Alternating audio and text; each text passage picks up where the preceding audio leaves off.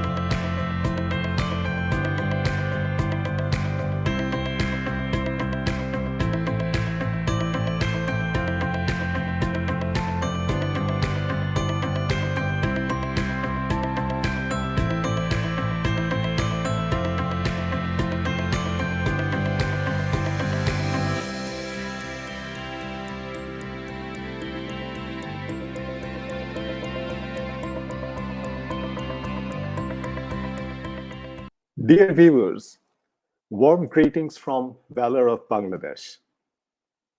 It's a pleasure inviting you to a very important panel of our maiden summit, the Strategy Summit 2021. The Summit 2021 is presented by Mutual Trust Bank Limited, powered by IPDC, supported by Ispahani, in association with Zahedee Foundation. Viewers, you are aware the Sustainable Development Goals, also known as Global Goals, were adopted by the United Nations in 2015 as a universal call to action to end poverty, protect the planet, and ensure that all people enjoy peace and prosperity by 2030. The SDGs are critically important in our journey to attain our social, economic, and environmental goals. The panel shall highlight tonight on redefining the priorities of the SDGs. Tonight, we are honored to have amongst us Mr. Abul Kalam Azad, former Principal Secretary and Chief Coordinator of SDG at the Prime Minister's Office. Thank you, sir, for your valuable time with us.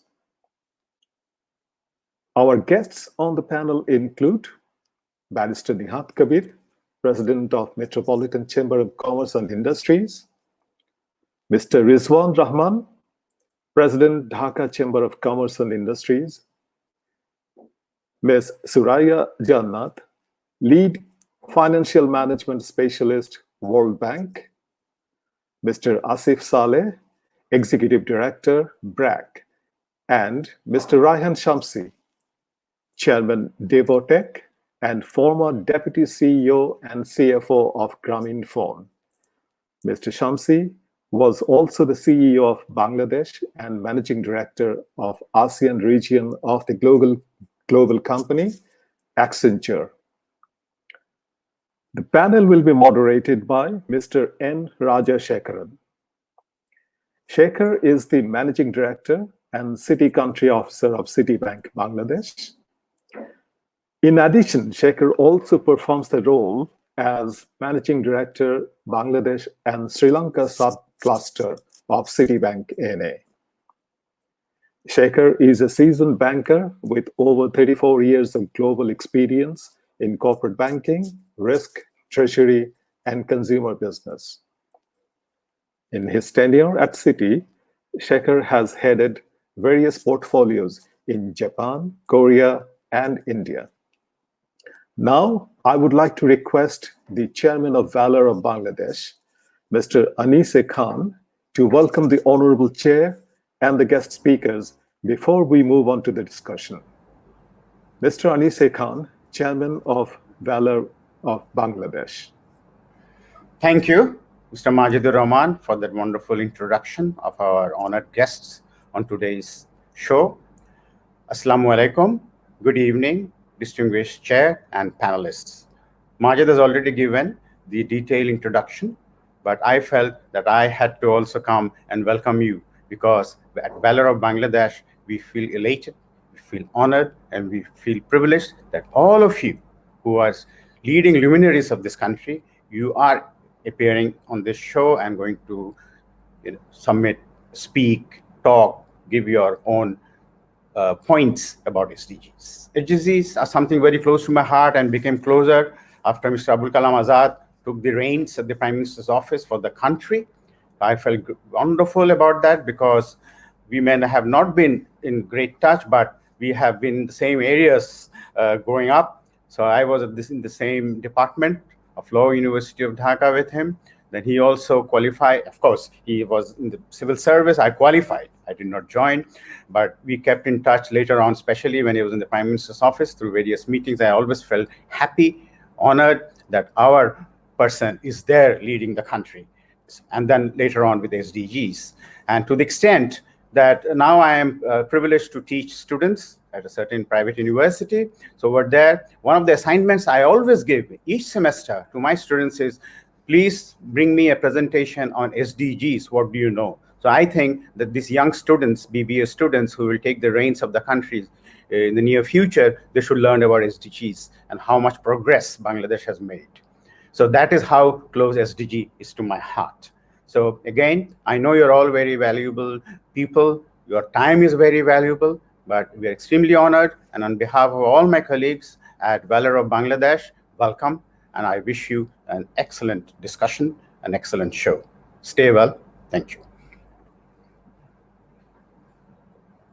And now I would request Mr. Rajashekaran, N. Rajashekaran, to kindly start the proceedings, and he will be the moderator of this evening. He has prepared very hard, let me tell you this, and whenever we give him this task, he prepares in advance, he talks to everybody, he does an absolute professional job, and I'm sure today's panel, at the end, we will know and see that it will be outstanding. Good luck. Thank you.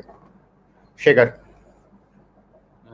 Thank you. Thank you very much, Anis. Thank you very much, Majid, and my greetings to everybody on the panel and to Azad, sir. It's a privilege to be on this Valor of Bangladesh panel. And I'm going to learn a lot from just listening to all of you. I'd like to begin with just sharing a few perspectives before I turn it over to what our viewers really want to do is to hear all the valuable perspectives that each of you have. I'd like to just set the stage a little bit in terms of where we stand today and that extraordinary achievement and the potential. What the world is moving towards from a future perspective, not only in the next 5-10 years, but 20-30 years. And what could be some of the priorities for Bangladesh for us to realize the full potential and accelerate that potential and that development. And very importantly, including the sustainability aspect. When it comes to where Bangladesh is, and this is the 50th year of independence and the 100th year, the centenary of Bangabandhu, it is an extraordinary story. I often say, and I've spent 3.5 years here, and I learn every day. And I often say that there are well-kept secrets almost. Now they're getting much more visible. But let me spend a thought on what is this extraordinary platform that we have today, which we're talking about in terms of sustainable development going forward. Very few countries in the world have a track record of more than 5% growth for over 15 years with no blip, even though there may be financial crises, even though there may be weather, calamities, various swings and roundabouts, still more than 5%. It was accelerating. And probably we are one of the few within 5 countries in the world who are still delivering 5% plus growth in both the financial years where Corona is impacted. This simply reflects, the extraordinary resilience and momentum of this economy. We always talk about demographic density. I think I'd also like to point out some of the other factors in this demography, which I think are contributing and have creating the potential.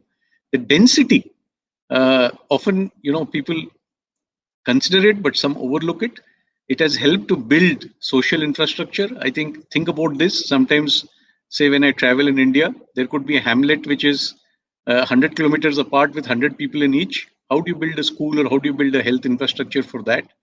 I think the density has helped build, the infrastructure, the institutions, and even to get, products and services to people.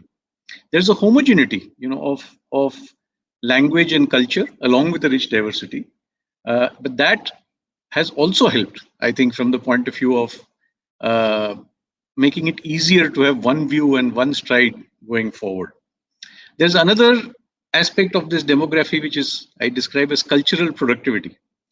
I once discussed with a garment manufacturer from overseas who has plants in China, Vietnam, and Singapore. And one thing which I'll always remember, he told me, he says the work ethic of this predominantly female labor force, which is a story in itself, is extraordinary. Whether it's the 1st of the month, 31st of the month, whether it's payday or beyond payday, he says the ladies here reflect a certain commitment and attitude to quality and to hard work. I actually call that a cultural productivity dividend. I'm not going to spend too much time. I think the one thing which is often talked about is the infrastructure build. The way electricity has now actually become a T&D, transmission distribution problem rather than, generation, because the capacity has been built. We are seeing the economic zones and high-tech parks coming up. I had the privilege actually of just listening to Honorable Prime Minister and Honorable Information Advisor in a different seminar which ended just before this.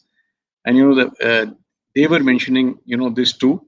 And I happened to visit one of these, industrial zones recently where one of our clients was inaugurating, doing groundbreaking.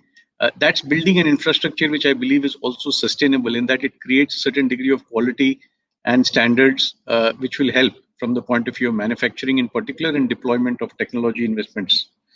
On the RMG, the suffice it to say that, I always tell people seeing is believing. And there was once this global magazine who wanted to do an article on Bangladesh a couple of years back. And he says, tell me about RMG. I said, no, I'm not going to tell you about RMG. I'm going to take you to a factory, of one of our clients. And that really opened his eyes. I mean, when he saw the laser machines, he saw that this, person is designing things for, the global customers. Then they realized that LED factory, we have the highest number of LED, garment factories in the world. I think that's a perspective which people realize that you can't be, producing and selling to the world if you don't have a world standard quality. And we already talked about, the contribution of the female workforce, to this. An area which actually many in Bangladesh don't know is the size and potential of the agriculture sector. I think the fact that we are number 4 rice producers in the world, number 5 vegetables, and number 5 from the point of view of aqua, freshwater aqua, fish, etc. Interestingly, few people know, and it's such a great, both achievement and opportunity. It went from being an import critical, I would say food insecurity to now being an export country in terms of, agriculture. And there's significant potential, which I think we're going to talk about later today. The micro enterprises, microfinance, and the SME, having seen all over the world the evolution of these sectors, I think in Bangladesh we have stayed truest to the heart of the matter, which is understanding the ultimate entrepreneur and beneficiary of the finance which is being provided, and encouraging them right from the top. I think that the whole infrastructure and ecosystem, of bureaucracy, regulators, NGOs, and the companies involved, this is an extraordinary engine, and I think it's going to be important going forward too. Economic management, the fiscal deficit, debt to GDP, the reserves growing, the fact that Bangladesh in this 50 years has grown so extraordinarily and has, never defaulted cross-border or, locally. History tells us there's probably virtually no country, in the world which has gone through this cycle of development without having had a failure and a shock and, a reform. It speaks to, I think, all the stewards, of the economy in terms of keeping this strong base. The non-resident Bangladeshis are a great strength. We keep talking about the remittances and, how critical it's been during this period over the last year and a quarter. But it shows how much of a pillar of strength there for this economy and also driving a lot of consumption, in this economy. On the digital side, we're going to talk about it much more in today's panel. I heard just a short while ago from the ICT advisor about how we are, we're creating the high-tech parks, how 60,000, new trained people are coming into the workforce with tech capabilities, how the startup Bangladesh is now starting to fund new startups. Now, this is a space which, I believe, and we're going to talk about, has, great potential and scope for acceleration. Underlying all this, I think, is one of the most fundamental, spectacular achievements of Bangladesh is the social development. When we look at the numbers on age expectancy, life expectancy, on infant mortality, on female employment, female earning income, Bangladesh has made extraordinary strides and has clearly surpassed many of the peers. And we have now reached a stage, and I think it's such a pleasure to see this. Normally we have what I would say a lens coming from the global powerhouse, a media and the famous newspapers, whether it's in the US, maybe in India, the most, influential ones. In the last 4 weeks, we have had articles, 2 of them in the US, in the most, famous news media, one from India, where they have actually said in very simple terms that the administrations in the America and in India need to learn from Bangladesh how to develop an economy where you're carrying the people along with you. I think it's a fascinating testimony. Having said that, I think it's very clear that the platform is built and the potential is there. What's some of the global trends? I looked at what some of these futurologists and people who try to predict things which are happening in the next 20, 30, 40 years, not even the next 5, 10 years. Climate change could actually push 100 million people into poverty by 2030 around the world because of the impacts it could have on agriculture, on food production, etc. That's one issue. We know that Bangladesh is part of the vulnerable 20 group and is a very active participant. And this, I think, is coming through. The second one is the sustainable development, the ESG, the environmental, sustainable, and governance. What I think some people are now describing as moral capitalism is that capitalism should have a sense of morals. There's an expectation that there would be investment strategies, something to the extent of $20 trillion in the next 20 years. Following this green path of investments from the point of view of looking at the big picture. In the next decade, there's an expectation that 3 billion people will get online access, and all these people will be accessing their online every 18 seconds against every 6.5 minutes now. So that's how connected the world is going to be with the online what's available. Food security itself, I want to talk about again a little more when I come as a specific example of what we do in Bangladesh. So I'll hold back on that. Data analytics, jobs pivoting into sectors like linked to green growth, linked to data analytics, linked to areas which are more sustainable. I think this is something very much that's going to happen and we have to think about. The human capital upskilling and reskilling. I think this is coming through right through from any of these, people who are researching and looking at the world going forward, that success is going to depend on the pivot of human capital, how quickly it can be pivoted towards what's required to succeed as you're moving forward. Financial services will change. I think they're going to become more invisible. The brands may not be that as visible, but they'll be much more connected with the whole ecosystem. Healthcare is going to change, and I think there's going to be a lot of perspective of moving towards preventive healthcare and very significant investments going in that direction. Now I'll take a specific example of agriculture, and I think that connects into our discussion today. The expectation is that the world will need 60 to 70% more food by 2050. Because of climate change, the expectation is productivity will be down 10% to 25% depending on the location.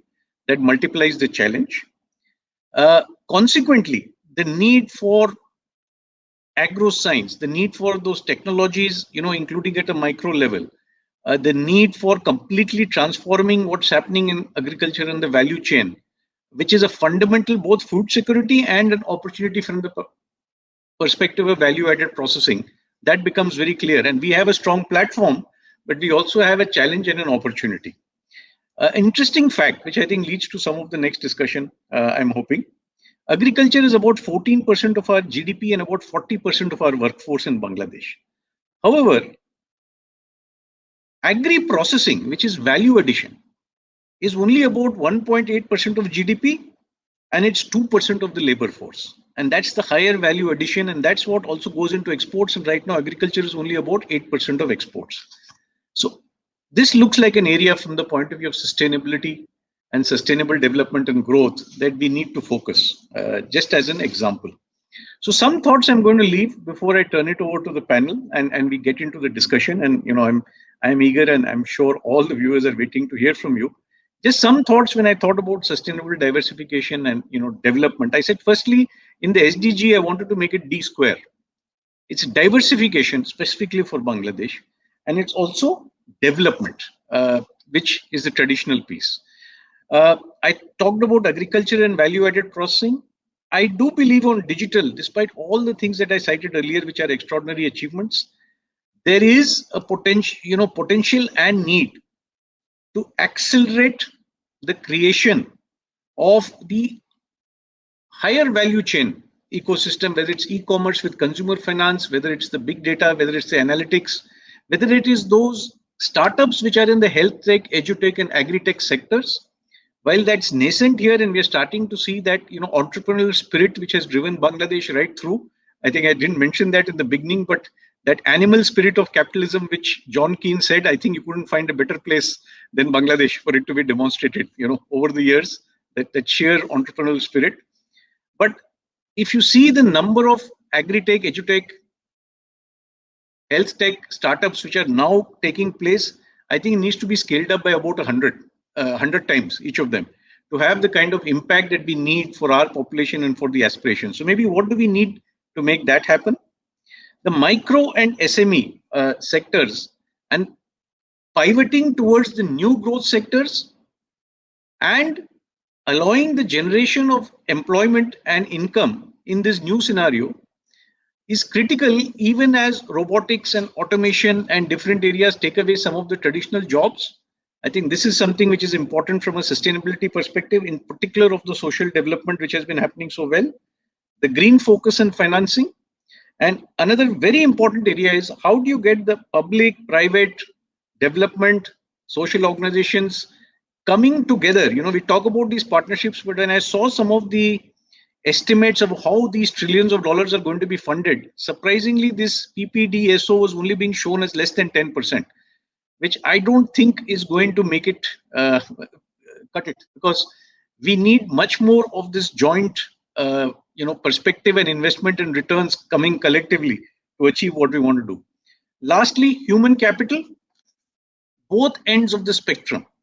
The human capital development, one is what you would call the expert end. And I've heard, for example, from some of the people in the IT sector and trying to set up the startup saying, it's sometimes so difficult that we are trying to hire a few people, who have this knowledge. Maybe they've gone overseas, they've studied at Stanford or some schools like that, and then we have to hire them, and there's a few of them. I think one of the questions which is in front of us from the point of view is that this expert skilling, how do we build those institutions? The multitude of IITs in Bangladesh focused on this new technology, the new era, which have that standard, and in fact have a capability to go to other countries and attract all the right talent, so that on these subjects of artificial intelligence, robotics, analytics, we're not dependent on anybody, but it's an engine from our side. And the other one is the other spectrum, which is very important, is the mass digital literacy. And that's very important, because if you have all these beautiful apps, but the people who are using the phones are restricting it only for either seeing the entertainment apps and making their cash payments over the payment applications, then how are we going to distribute and get the benefit for the people and for the economy simultaneously of all these apps which are, say, in the edutech, health tech, and agri-tech type of sectors? So I'm going to stop there, and I'm going to now turn it over to the this wonderful panel, and I'll start with two general questions. The first one's coming up now, which we'll walk through the entire panel, and I'll request brief inputs there, and then, as I said earlier, we'll go back to each one of you after these two rounds are over for some specific deep dives. So the first question, I just gave a little bit of my own perspective and introduction, but all of us want to hear from all of you. What do you feel are the focus areas and priorities that will enable Bangladesh to achieve its long-term potential in a sustainable way and accelerate that path? So maybe, Nihad, can we start with you, please? It was a very comprehensive overview that you gave us. I will probably not even take 2 to 3 minutes. We know, we have discussed that what are the sine qua non for going forward, the infrastructure deficits which have been met or are being met already, the skill development, developing our human capital and all that, those have all been discussed. But to me, to move on from this stage forward to the next stage, the absolute thing that we need is governance.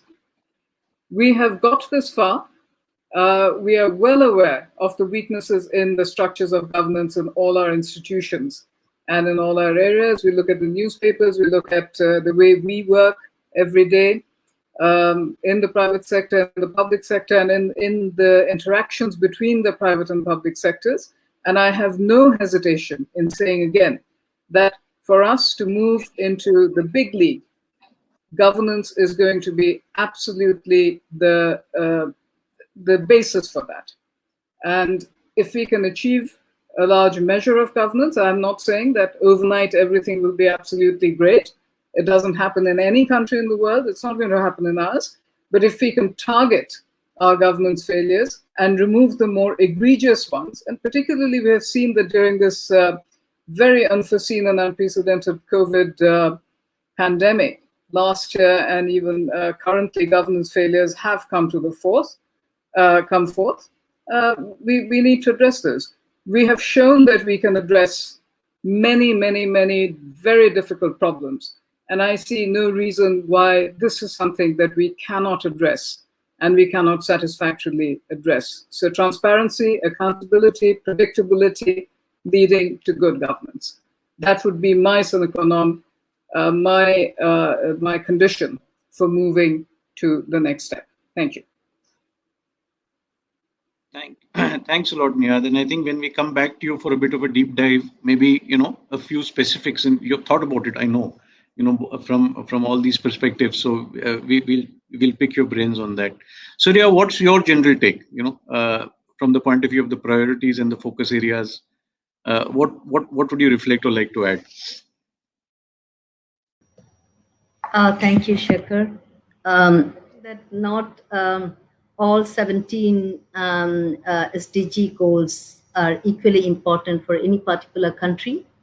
In a particular country context like Bangladesh, I'm speaking from that perspective. What is important is knowing our priorities, knowing our immediate focus within that priorities.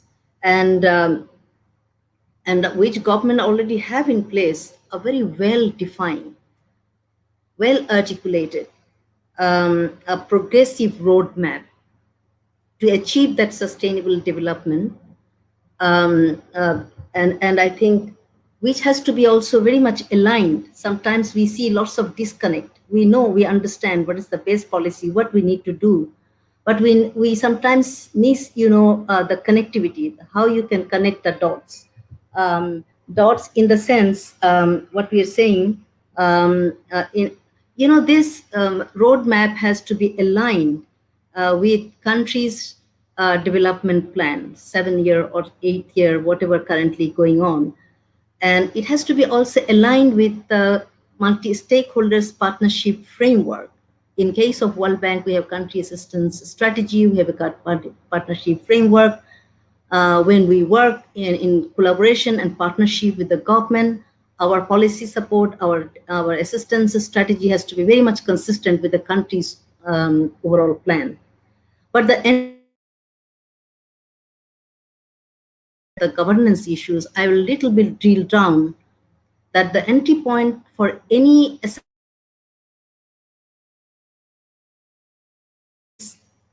strong, accountable, transparent, and effective institutions.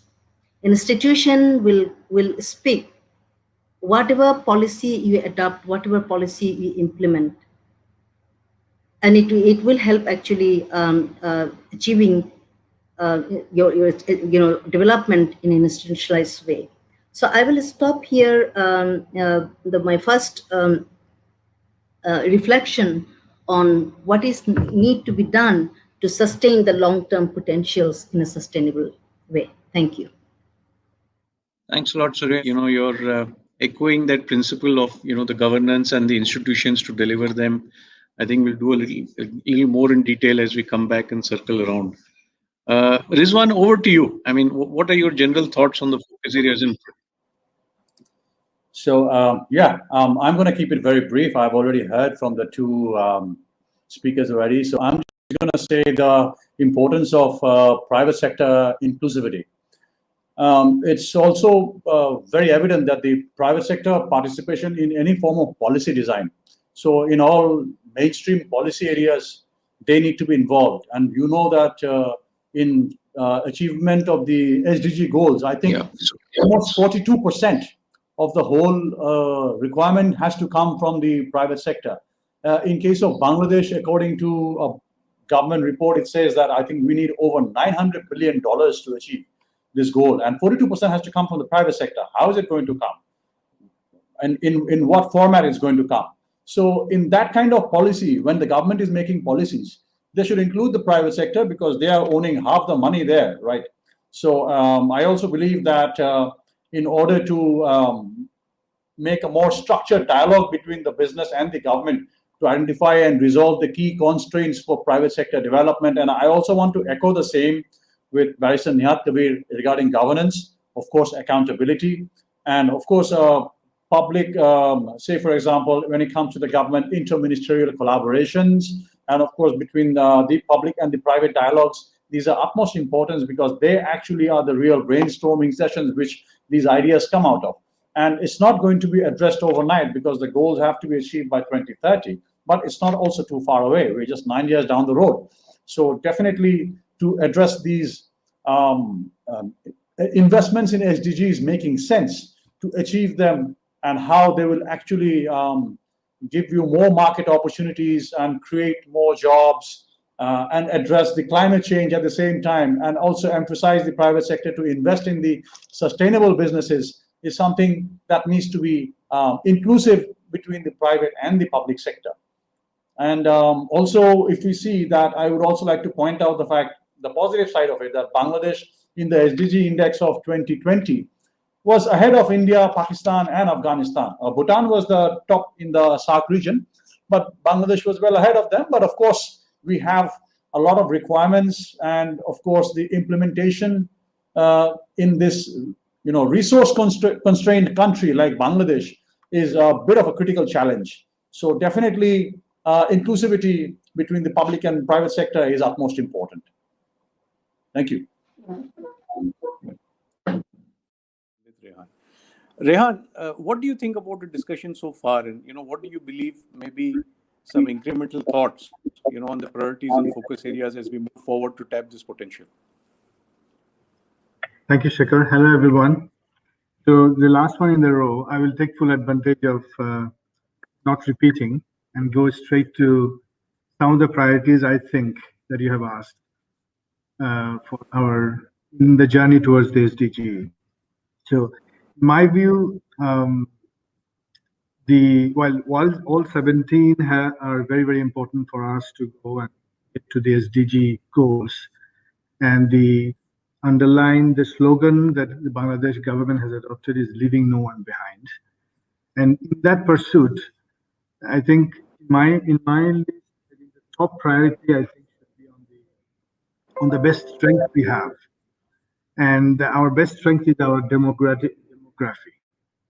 With this 2/3 of the population below the age of 30 is, I think, where we need to focus to build the youth, the next generation with the future-ready skill sets.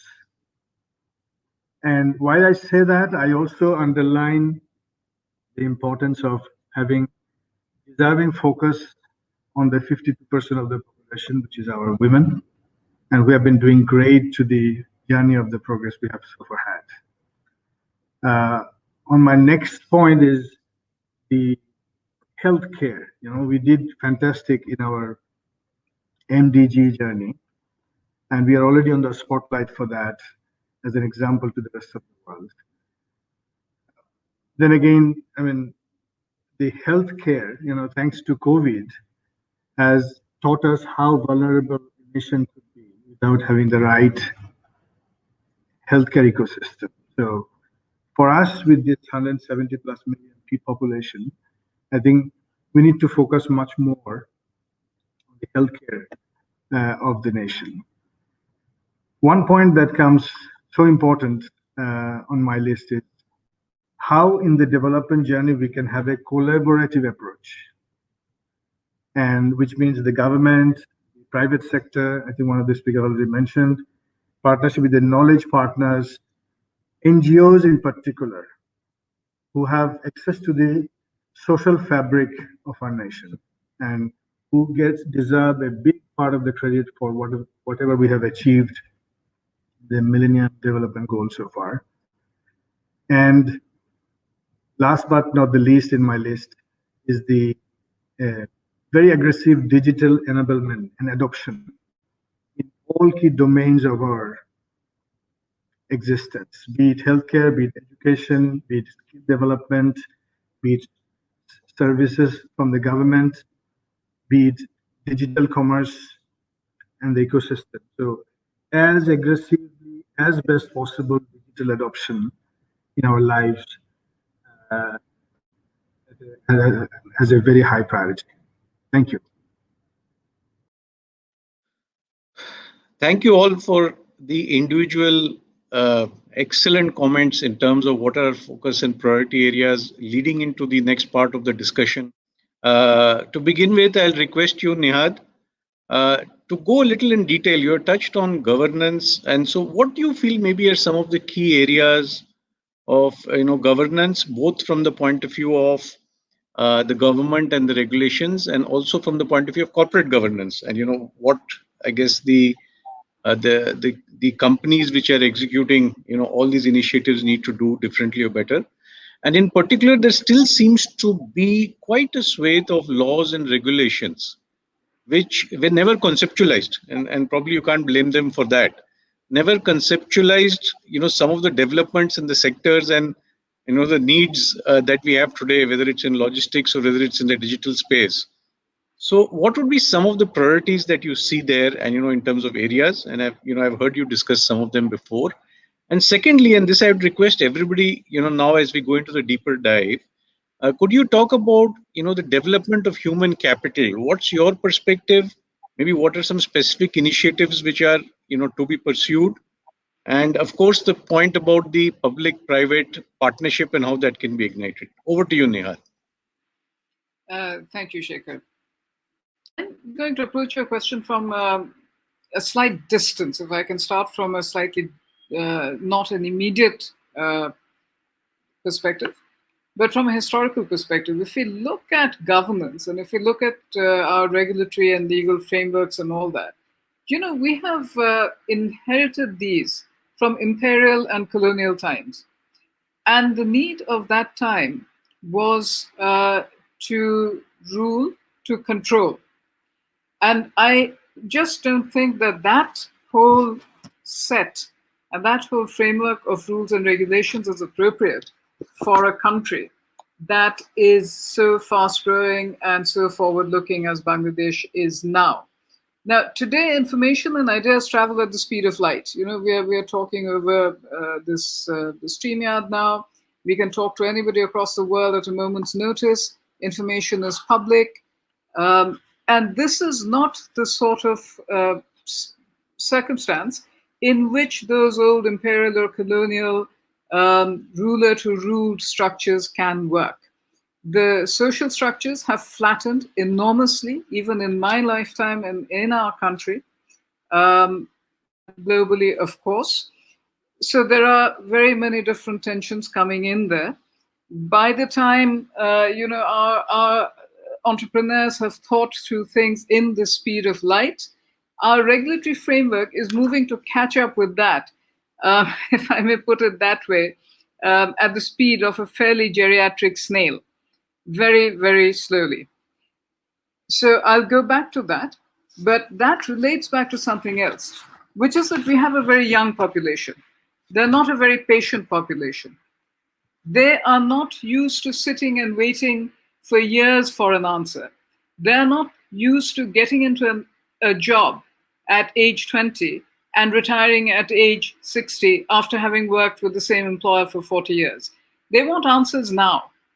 And we need to have answers which will address their aspirations. They can see where their contemporaries and peers in the world are going. And we cannot just say to them anymore. In Bengali, there's this very famous poem, which goes, "Mathay koto proshno ashe dicche na keu jawab dar." It's the first line. And the usual answer that many of us used to get when we were young, that don't ask so many questions. Jeta bolchi sheta koro. Do what you're told to do. That does not work anymore. In fact, from even my age, and I think other than Rizwan, I'm probably the youngest person on this panel. I hope I am. We don't understand. Really, we don't know what the teens, what the 20 people in the 20s are thinking. We don't know what they're looking at. We don't know the sort of information they're being fed. We really have no idea. In that sort of a circumstance, when they see that there is discrimination, when they see that there is discretion, that like is not being treated in a like manner, they see that they're not being treated in a way that somebody they view as being privileged is being treated, that creates the atmosphere for serious social upheaval. We have a demographic dividend today.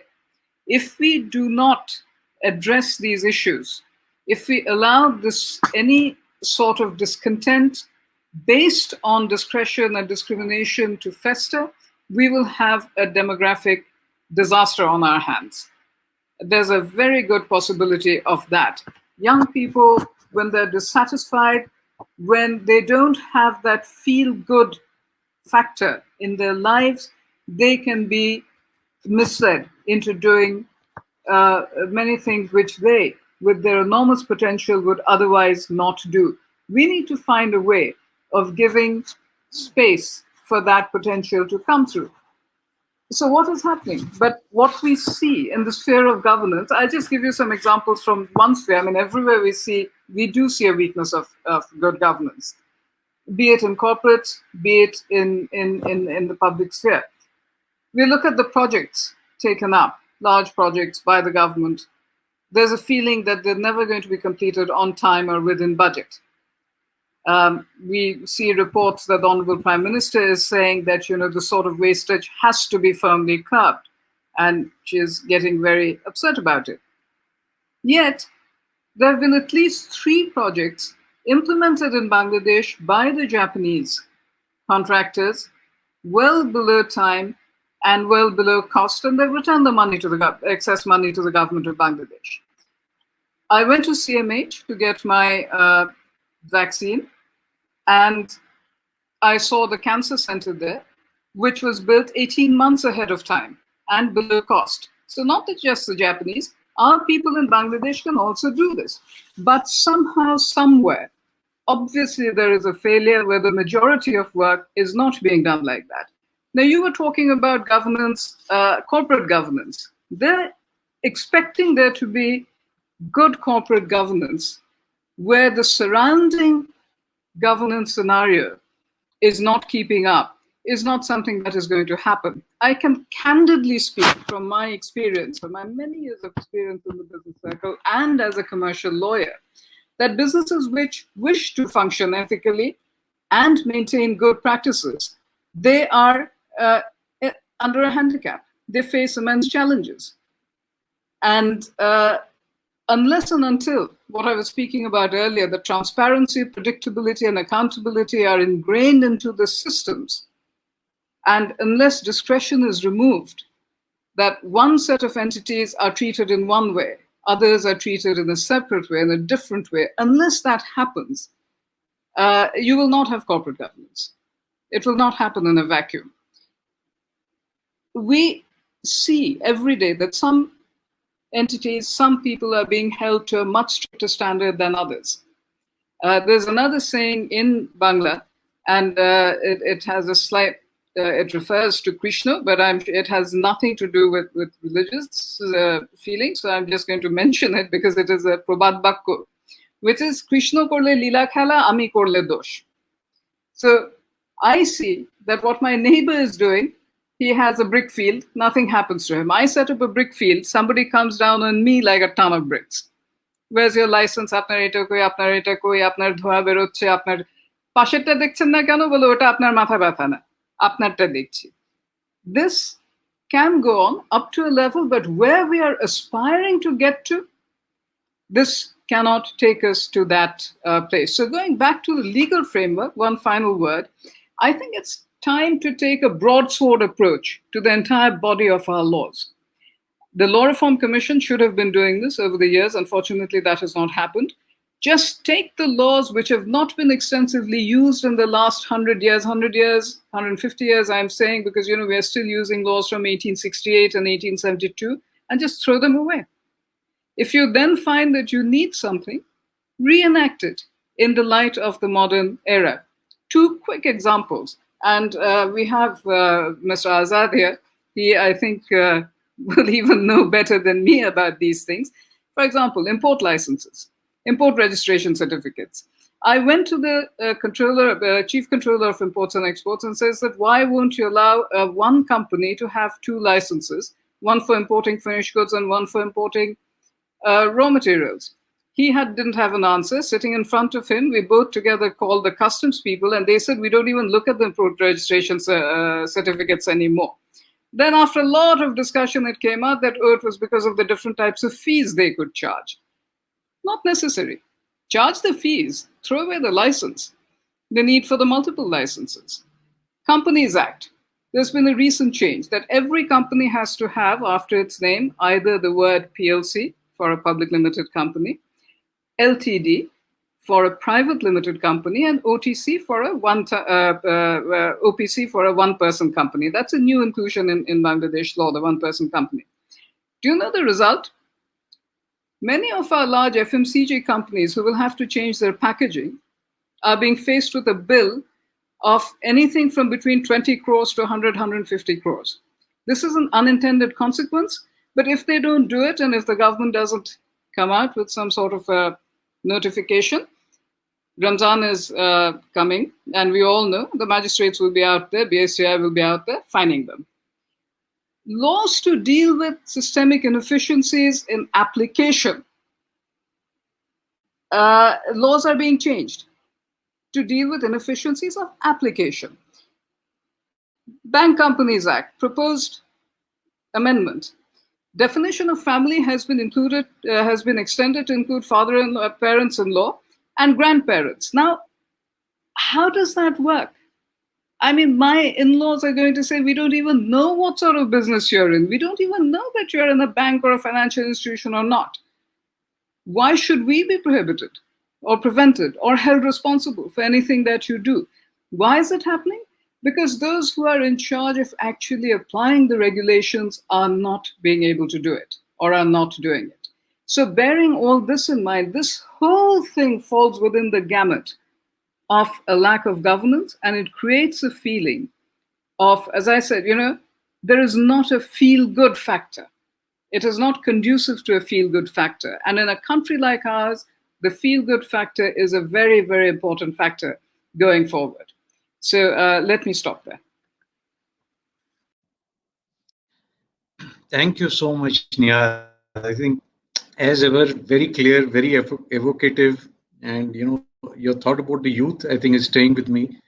And all the specific, suggestions and examples you've given, I think there's a task, and these are the important things to take away and to pursue. So thanks so much for that. Moving over to Suraiya. Suraiya, you have that multilateral global perspective. So what do you see some of the policy priorities, and you mentioned it, in your opening remarks, but maybe a few more specific, having heard the discussion so far. And also, I know that you personally have done a great deal of work on the human capital development side. So what do you feel can be, and that's coming through very clearly in today's discussion as being a key priority, a key focus area, a key need to pivot, towards the future compatible, resource pool. So can I ask you to, talk about this, and of course, what you feel about, public-private development organization type of partnerships, and what are the ingredients to succeed? Over to you, Suraiya. Thank you, Shikhar, once again. Let me start first with the human capital. 3 elements in it I'll focus on. One is employment prospect, job opportunities versus human capital. The other thing is digital infrastructure and human capital, and private sector solution and human capital. So just begin with, employment prospect and job opportunities point of view. We all know that a healthy and well-educated people not only contribute to economic growth as productive, workforce, but it also brings about, a range of positive social and economic benefits. Here, the most important thing, what we are emphasizing, that the education in today's context, the younger population, the technological innovations and advancements that is going around, that the relevant education should be relevant, addressing the current and future needs of business and service, both in private and public sector. Very mere general approach to education seems to be very irrelevant and not very market aligned in today's context. It is what we are pursuing, that a labor force which is very much market oriented is very important, as opposed to have doctorate, which is of course is important, or very high qualified educationist is important equally, but it has to meet the demand of the business and the economic aspiration that one country aspires. So that actually brings me the question of human capital and employment prospect, what we are increasingly pursuing, that instead of a very general approach to education, it should be very much targeted to vocational training, a very targeted training cutting across various growth-driven sectors that includes predominantly, I think, industrial sectors and service sector. The second point is, again, digital infrastructure and human capital. Digital intervention contribute to human capital in many ways. Particularly, I will very briefly touch upon what actually post-COVID situation has brought significant investment and advancement in digital arena, particularly relating to fintech, online business, telemedicine, online teaching, radio platform.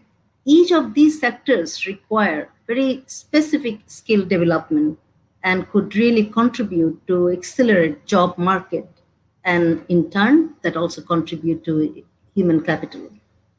The third element is private sector solution, and we have been talking about public partnership, and this is where another very important area where private sector solutions not only help create fiscal space. I think in many ways, in many you'd see that globally, that significantly contributing to human capital outcome.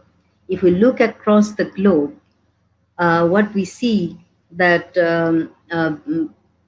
SMEs in particular, I make a specific mention to SME sector in economic development. At the same time, the challenges which in Bangladesh context SME account for 25% of labor force, you would see that their access to finance and all this stimulus package very much facing challenges, and the technical know-how for SMEs is another very important challenges, remains a challenge, which is unable to contribute to this human capital. So from human capital perspective, what in a nutshell is very important is to look at the policy framework. At the same time, implementation has always remained a big challenge. We have very good policies. Everything, I think even a world-class system, you can just develop overnight. But implementing those policies and very targeted activities in each sector, what it really requires for human capital point of view, every sector varies from one to another.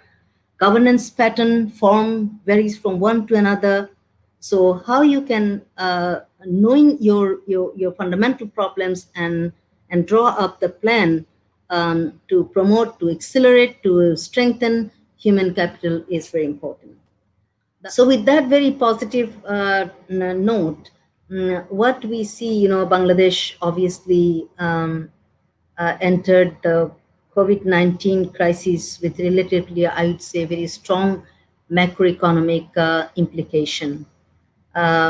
Growth, declined sharply as COVID-19 pandemic brought about major disruptions to economic activities. We know that the most hard-hit sectors are our employment areas, which is from the gender perspective, I do see that the female labor force, how from the entrepreneur point of view and their participation, particularly in the government sector and in various other SMEs, they are very badly hit. But what we see, the positive thing is the budget deficit, which was expected to rise. Bangladesh remains a very low risk of debt distress. But from the policy point of view, what we are pursuing, that Bangladesh should really take advantage of the G20 debt service suspension initiative. I'm sure today we have with us our respected Azad sir knows better on this debt service suspension initiative, which could provide additional fiscal space as Bangladesh is at low risk of this distress, but and it won't be subject to any non-concessional borrowing limits under the Sustainable Development Finance Policy, from the policy perspective, we are pursuing that Bangladesh should take advantage of this G20 debt service DSS, this initiative. Second is on impact on employment. As I said, on this female labor force and their impact and overall on the SME and some other sectors which was very badly hit in the service sector due to COVID. And one thing I would like to mention that even though we are talking about SDGs goals and what are the policy implication or policy should be pursued from our perspective, but one thing we should not lose sight of the fact that everything has little bit, change in a new normal. The policy which we pursued maybe a year back, today those are not relevant. So in a new normal world, we are what I'm saying at this point in time, you would see that there are some relevance with COVID-19 and this implication. So a recent survey of the World Bank on COVID-19 Business Pulse survey clearly indicated that despite many economic activities, economy steering stimulus package, but those have not created much, impact, if I may say, particularly what we see that the growth drivers of SOEs and SMEs, there are quite a number of governance issues, understanding issues, policy, knowing the policy framework. These are few challenges, and we are strongly encouraging government to remove the bottlenecks, and particularly a better business environment from policy formulation perspective. The other area is impact on basic education. You know that the learning activities of approximately 38.6 million students, including 3.6 million in primary and 18 million in primary, have come to a halt completely due to this COVID pandemic. And it likely to deepen the learning crisis and existing inequalities. So the potential impacts on primary on the education, what we are from the policy framework working with the government on 4 areas, that how to contain the potential increase in out of school children, learning loss caused by long period of disengagement from school and learning activities, and learning inequalities, because there are some huge disparity going on between girls and boys education areas as well, and risk to student health and safety and psychological issues of parents and teachers. So these are very not hard issues, but from the policy perspective, we are working with the government.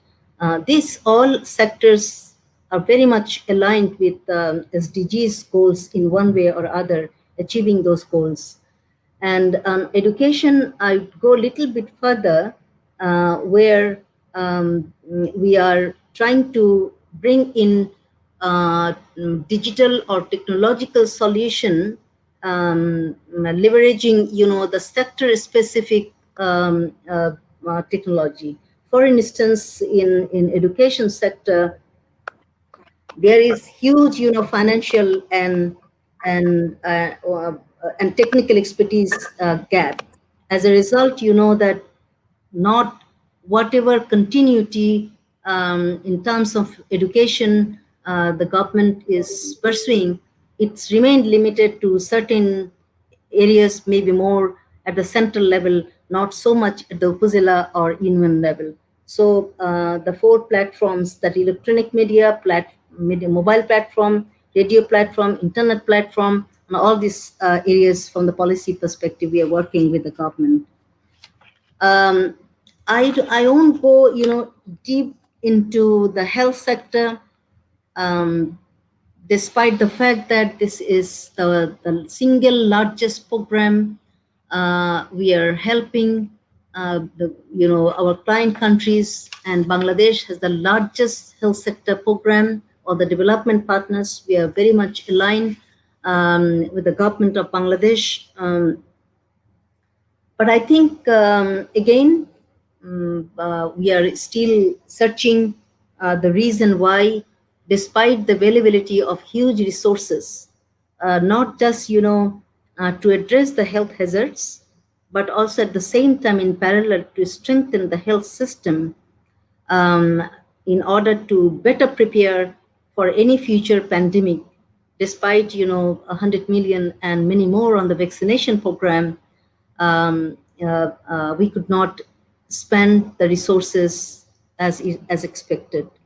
As I think the issue came repeatedly, the governance dysfunctionalities, policy response promptly, and particularly, I think we have to familiarize ourselves and equip better how to contain emergency situation and emergency or pandemic of this scale. I'll stop, conclude by saying one more areas where we are very predominantly, I think, focusing, which is digital and technological innovation, where we are helping the government, showing the path how private investment can be accelerated by investing in this particular area, how public-private partnership. I think I'll come up to that one, the green finance. On the technological one, just in 1 year, World Bank has globally invested 1.8 trillion in many countries, and even Bangladesh is no less behind, which is 1.3 billion. Various technological intervention in various sectors, both from the regulatory, institutional, and policy framework. We are working in hand. What we see that it has to be comprehensive, and comprehensive means no single dot or pillars should be left out in order to achieve the transformational changes that this generation and this new normal economic challenges require on the technological innovations and advancement.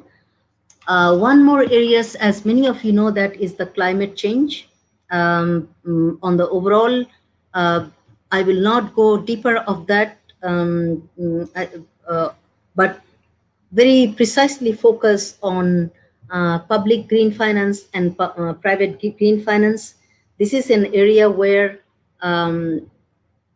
government can really invest, eco and environmental friendly investment interventions, where private sector can come with technical know-how, and this is where we are asking the government of Bangladesh to come up with policy formulation, how there are already some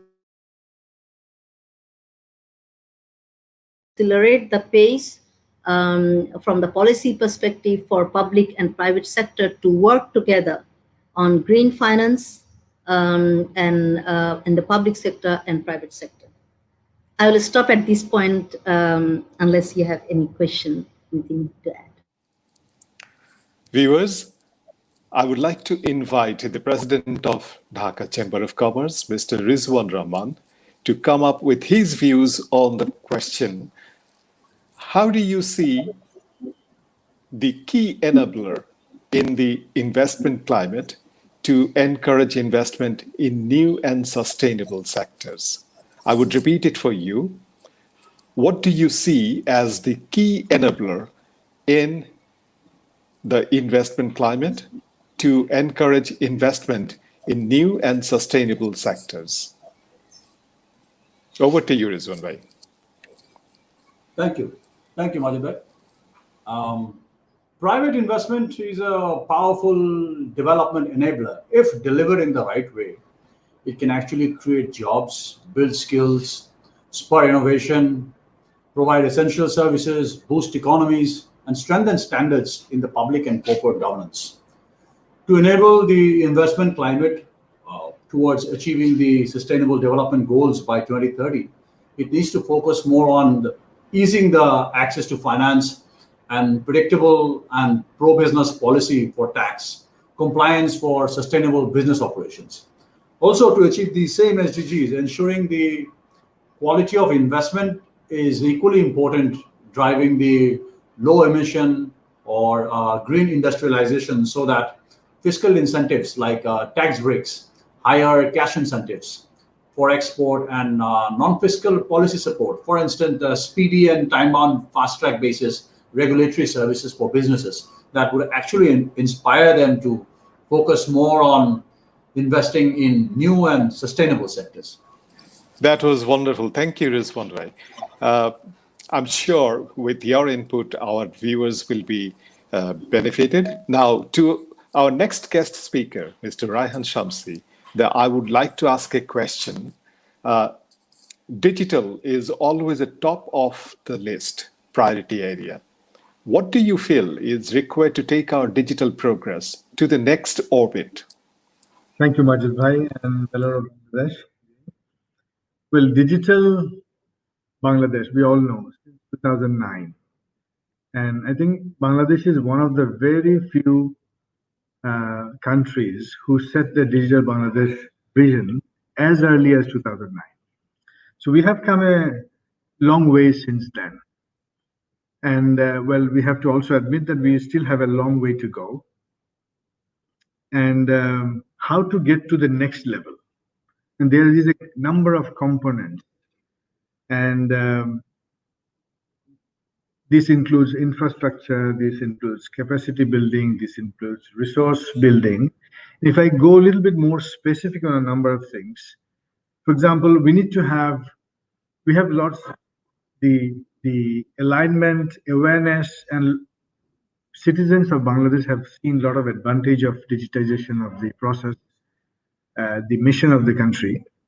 However, to get to the next level, we need to have, in my view, is to have mass digital adoption. So be it in education, be it in healthcare, be it in capital market, banking, and you name it, governmental services. Some governmental services are already being served in a digital way. So the more we adopt, the more we become digitized or digital Bangladesh. We might make some mistakes in the beginning, but from my background, I feel that this will put Bangladesh in clearly a next gear into the next trajectory to achieve all benefits. The digital this is like a highway. It's a global highway, and we can plug our best potential, like our youth, our demographic dividend, the potential that we have as a nation, we can plug to the global potential. And we have been behind the countries like ours for centuries. But digital is the way, it's the opportunity to take us to our best potential. And there's one other thing that I want to specify is the small, medium, micro entrepreneurs. This has been the key lifeline to many economies, be it in USA, be it region Malaysia, name the successful China. But in Bangladesh, the small, medium entrepreneurs, the micro entrepreneurs, they're still sort of left behind. I know the government is trying all their best to get this to the mainland economy.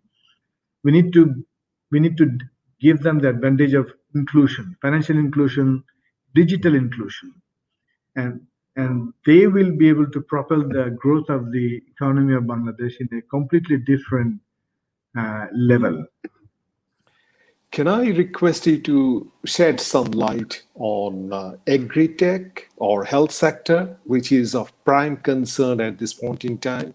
And of course, after you, I would request Mr. Rizwan Rahman also to add his views if you would like to. Thank you. Thank you. So this is again, the smart young entrepreneurs are bringing a number of digital concepts to solve our social, economic, and country challenges. For example, Patao in Bangladesh has given a marvelous solution to these urban commuters. Likewise, Sheba XYZ, they have brought a solution for the urban consumers by connecting the small medium service providers. And there are many examples. Chaldal, they're helping you to have things at your doorstep. And there are multiple other examples. Likewise, health, agriculture you mentioned. And in the COVID, since we're in the COVID regime, I think it is already clear to us, despite having all the hospitals closed, I'm talking about 2020 between March and maybe May, June, July. 70% of I think more than that, hospital clinics of Bangladesh are private sector. They were all closed at that time, most of them. But still our citizens got some service. How? In a digital way. And people were not so adaptive. Our medical ecosystem were not so believing in this. While this is happening in the Western world, the digital healthcare, and people sitting at their home were able to take a lot of basic elementary care while they remained at home, safe, because that was the guideline of the government to stay home. Likewise, this is an agri-oriented, agri-origin country, Bangladesh, and we have become much more sustainable on agriculture, crop production than it used to be 30, 40 years back. With the help of digitization, digital platform help, digital innovation, I think we need to also be able to give the right strength to the agri sector, right strength to the consumer sector. So, and this naturally would require a lot of research, a lot of enablement. The private sector, the entrepreneur sector, the startup sector, to say, is coming up with a lot of smart moves. But then again, from our authority, from the government, while there are some smart supports, I think we need to have many more, much more to help or enable them, to encourage them to come forward more. Thank you. Thank you, Raihan bhai. Well, Rizwan bhai, if I can ask you one more question, would you like to make a comment on how you feel the financial markets and the available means of capital and finance could flow to evolve in non-traditional areas, like, say, for example, green investments? Do you want me to repeat the question for you? I wanted to understand from you how the financial markets and available means of capital need to evolve in non-traditional areas like green finance. Thank you. Very interesting question. If I'm not mistaken, I think it's SDG 12, which is responsible consumption and production. To start with the responsible and green industrial production in core manufacturing sectors, mixed options and modes of term financing instruments should be available. Though private sector is estimated to contribute to, I think, 42% of the total SDG financing, and we all know that Bangladesh requires over $900 billion, which to achieve that goal, I think we need to spend $66 billion per annum. So where is that coming from? Apparently 42% from the private sector. So a solution could be to reduce the financing stress on the private sector. The government can actually initiate a low-cost stimulus package, even though stimulus packages are much talked about nowadays, but this is primarily a green industry development stimulus package, but with a definitely much more flexible moratorium period. This won't be like any other stimuluses that goes up to 1 year or 2 years, because it's going to be a sustainable business only. So the moratorium has to be equally flexible. and also to support the long-term capital requirements of the industry, I think the government should consider, of course, the PPP model of financing. Then there's refinancing scheme. Of course, there's donor agency funds, FDI attraction, FDI, especially in green SME businesses. In that perspective, the Bangladesh can actually consider a bond, say the Bangladesh Green Industry Development Bond, both internationally and locally through capital market-backed financing. This is ideally for the cleaner, the greener, and sustainable private sector industrial transformation. Thank you. Thank you very much. I think that was a very good input for our policymakers as well as our viewers who would support the views you have just expressed. Thank you again. I would like to invite Mr. Asif Saleh with one question that the panelists have covered to an extent, yet your views would be quite important to the session tonight. It is very simple for you, but for our viewers, we would like to know, how do we ensure that large-scale employment, continued social development, and poverty elimination as a characteristic of the sustainable future, despite apparent contradictions like automation and digital developments? And in the second part of the question, well, I will come back again if you need to repeat me. How about micro enterprises, SME, and would support to these activities as a critical enabler too? What do you think is required to ensure all this? Thank you. Thank you so much, Mazid. I think Azad sir practically summed up everything, and particular focus on youth employment. Again, we are absolutely delighted to be part of the platform that he's sharing. Generation Unlimited, Nihad is also there from private sector.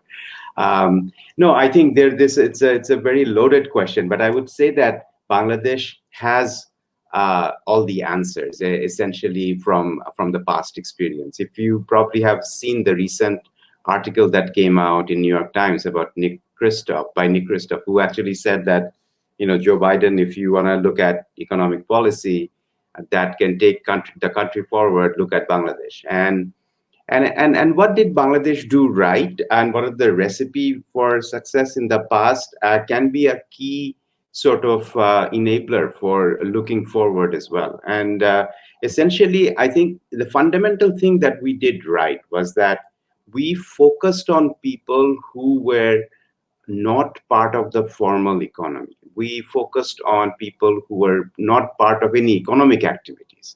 And so we brought them into the system. And once they became part of the system, that the whole economy was even more vibrant and more resilient.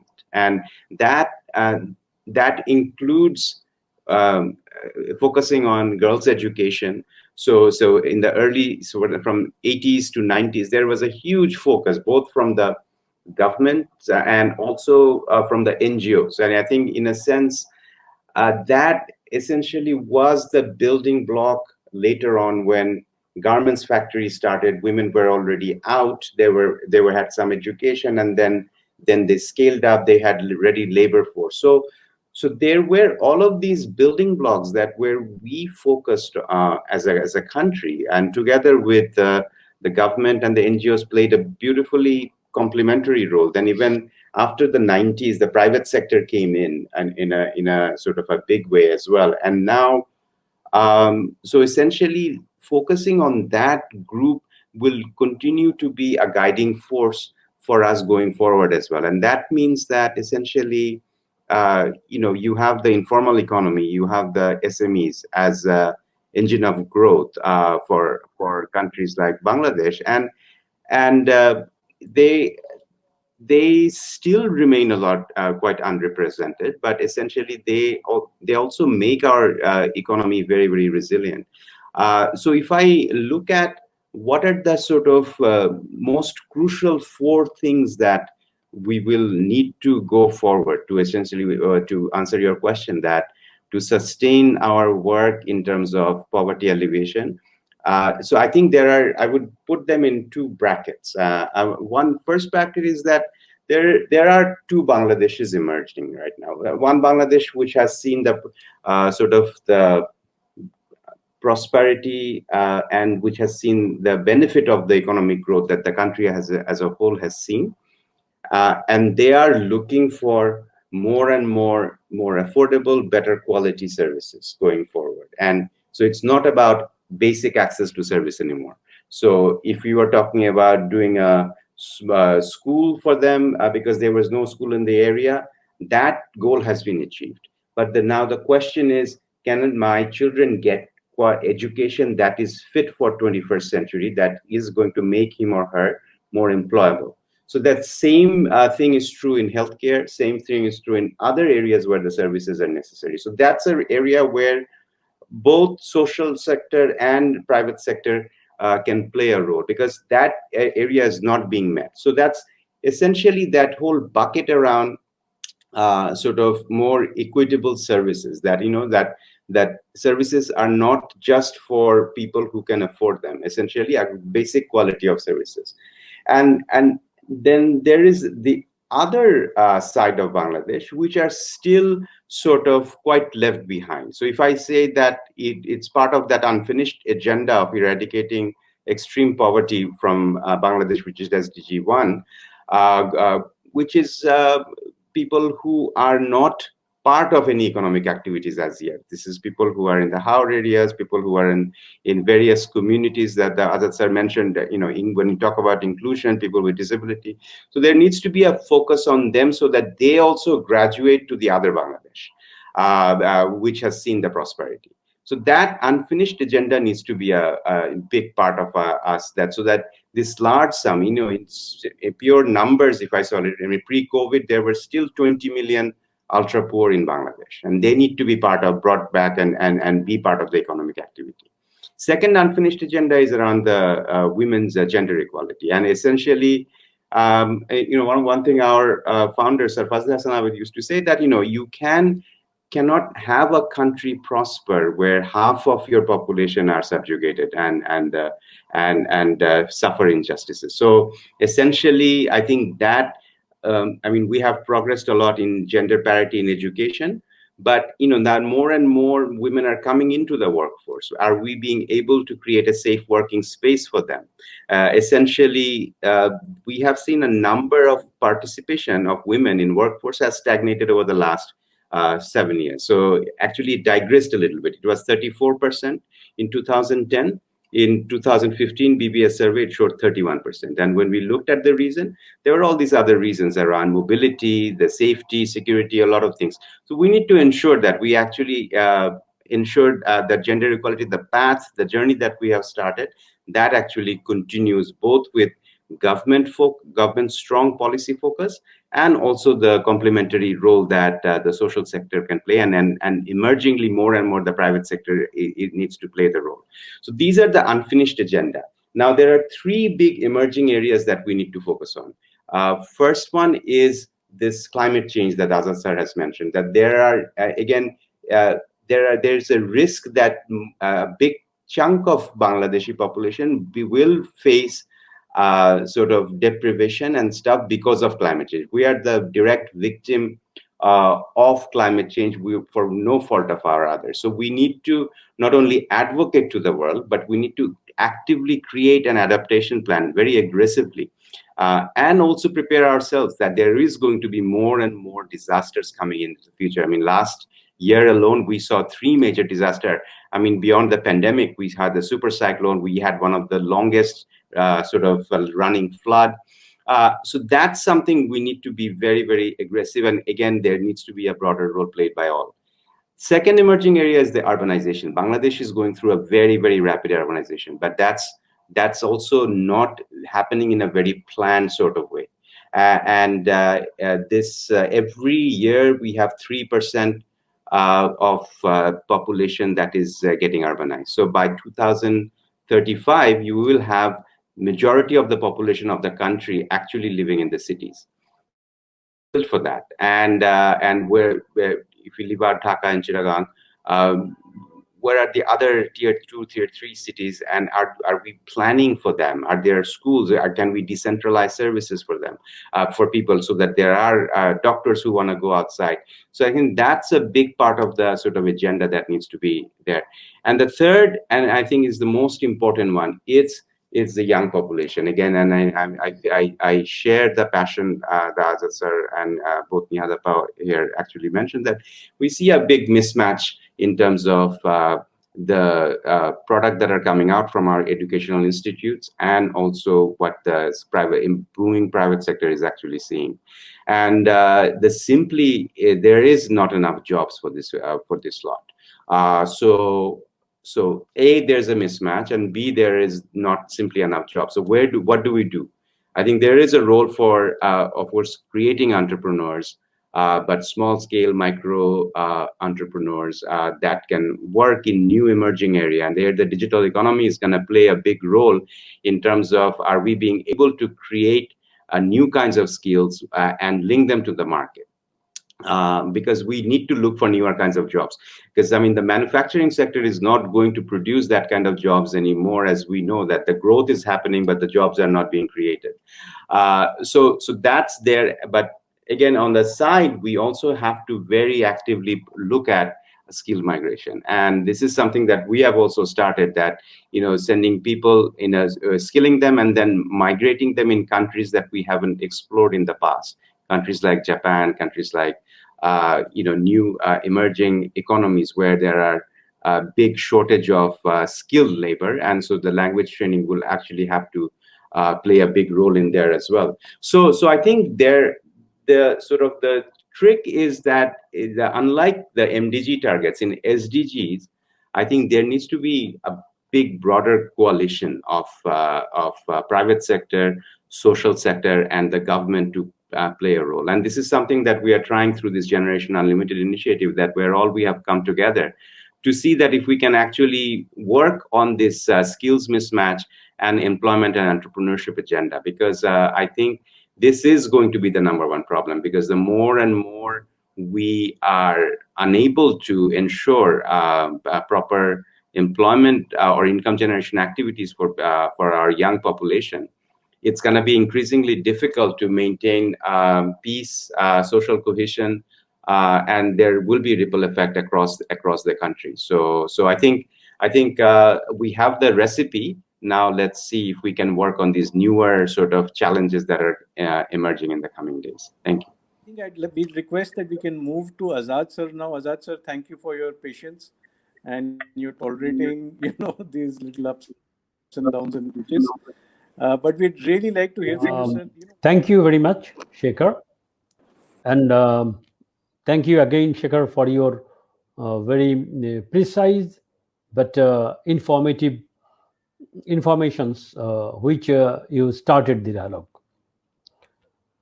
I pay sincere thanks to the discussant, especially our 4 good friends, Nihad, Suraiya, Rizwan, and Raihan.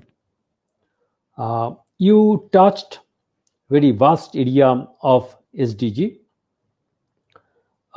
starting from 1 to 17, all these, but precisely in your first part of discussion, you identified 2 major things. One is the governance, another is inclusivity, public-private partnership, demographic dividend, and all this. The issues came up on 17 SDG, whether we are looking into some important area precisely or equally the 17 area. I believe all you know, Government of Bangladesh, while implementing SDG, identified 39 plus 1 amongst all these 169 of SDG targets. These 39, it covers the all 17 SDG. A few important indicators has been taken from almost all the SDG, and there is a unique and very beautiful proposition. There is +1. +1 is meant for leave no one behind. This is identified by all the district, all the sub-district where they are living behind. Women, youth, education. So they identified all these areas. Now, what is the objectives of today's discussion? SDG progressing. Today's discussion, how best SDG can be implemented in Bangladesh. You all know that how Bangladesh continuously growing, consistently growing, and how from last March 2020 till date progressing very well in comparison to the other neighboring countries. So in these two areas, there is the continuous journey if you look into for last 2-3 decades, and also especially during this corona. Now, as dear colleagues, you identified the panelist, the governance and inclusivity. Let us look into when you started your discussion on deep dive. Good governance and the institutional framework. When COVID started, all over the globe, institution became very weak, very ineffective in terms of education, in terms of health, in terms of export, import, business, everywhere, because none were prepared for this COVID. But very soon, a good number of countries came back. One of them is Bangladesh. So why you see in different parameter how during COVID also Bangladesh is progressing.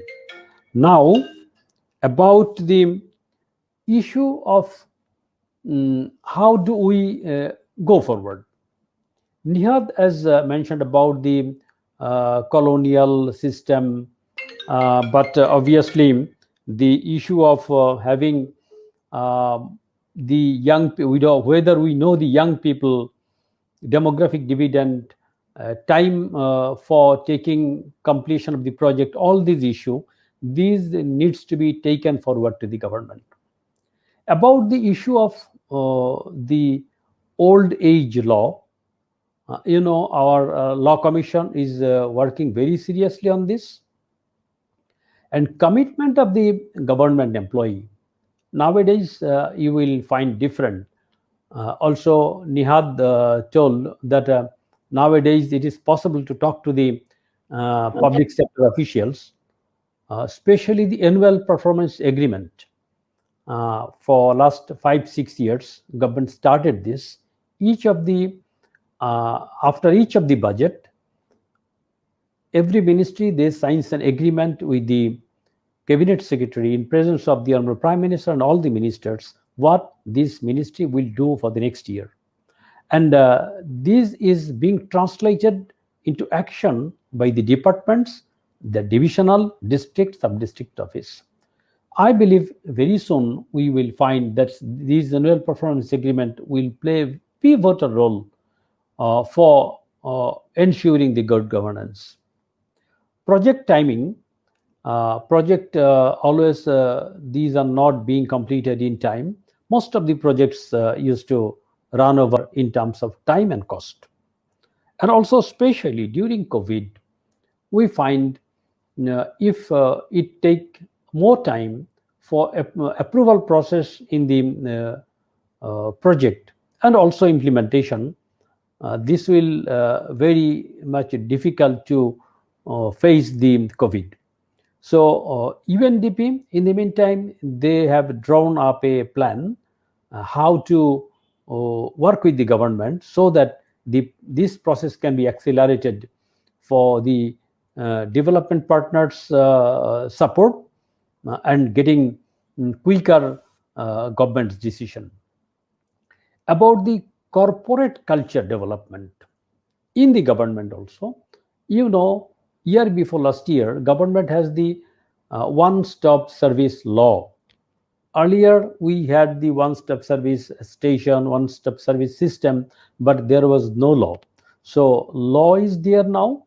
And also in the meantime, Bangladesh Economic Zones Authority, Bangladesh Export Zones Authority, High Tech Park Authority, even yesterday, when government approved in the cabinet small and cottage industries law, they incorporated implementation system of the one-stop service. I believe this annual performance agreement and one-stop service will give much more leverage to the development partners or also the investors.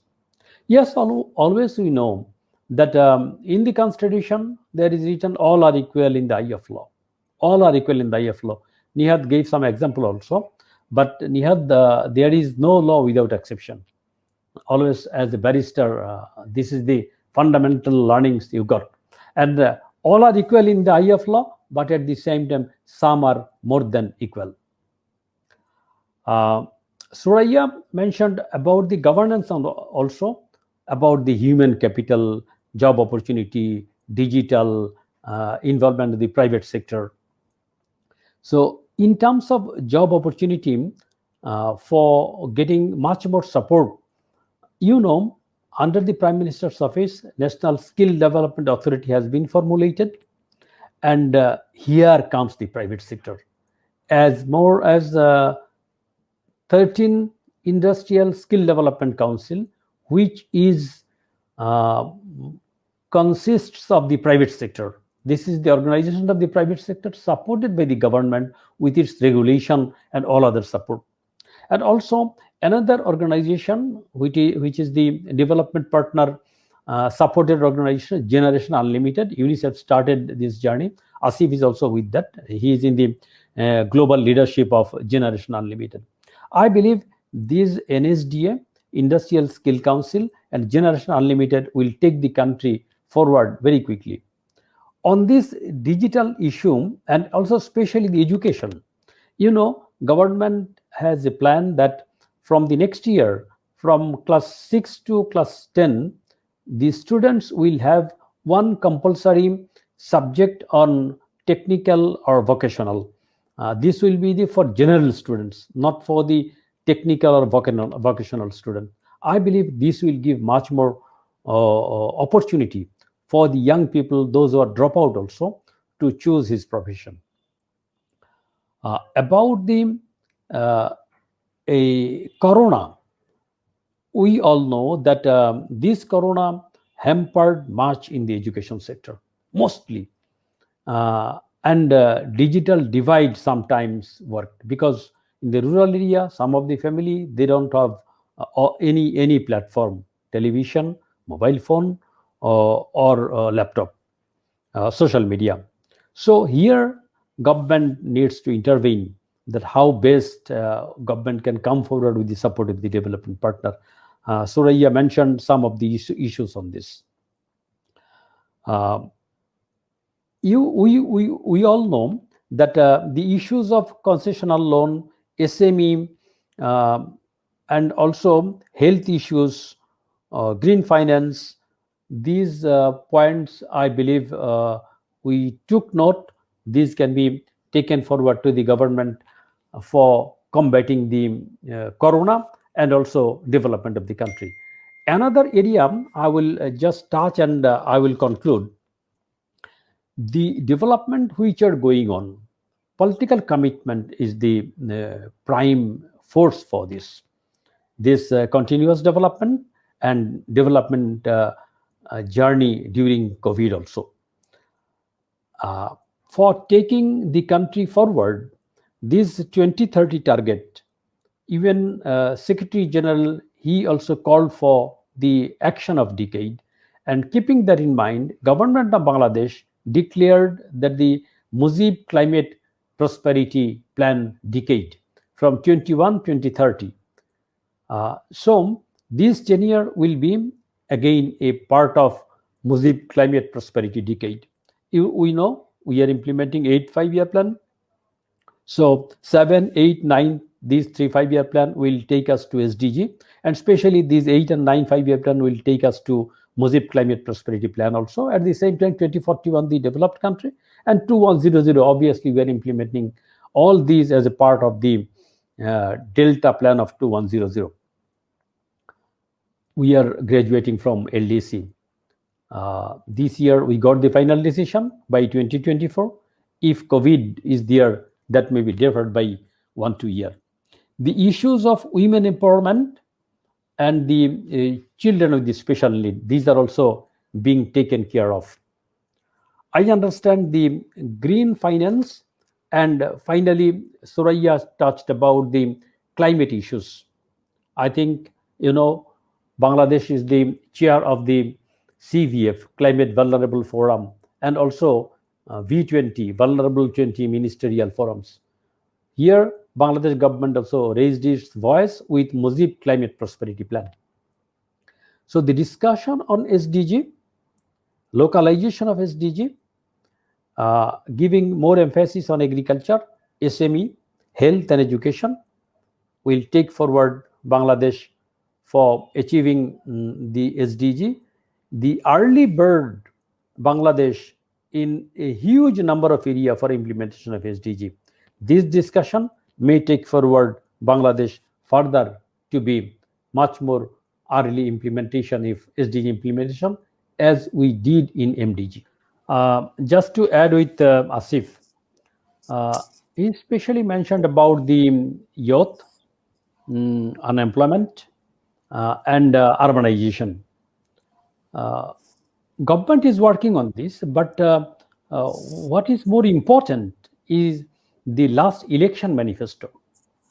In this election manifesto, government, the present government, Awami League, they in their election manifesto specifically mentioned that in Bangla, there is the Tarunner Shakti, youth empowerment.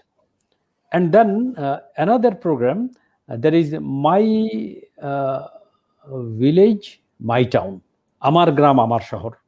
So taking the facilities of the city in villages. So the important thing is these are the political program that will give much more opportunity for the government, for the public sector and private sector for implementing these two special agenda. Public sector always thinks that private sector is the engine of growth. So the development which is being done in Bangladesh, public sector, their role is to facilitate, but the main role will be played by the private sector. And as a retired government servant, I understand that government is trying to take forward that with the support of the private sector. Thank you very much.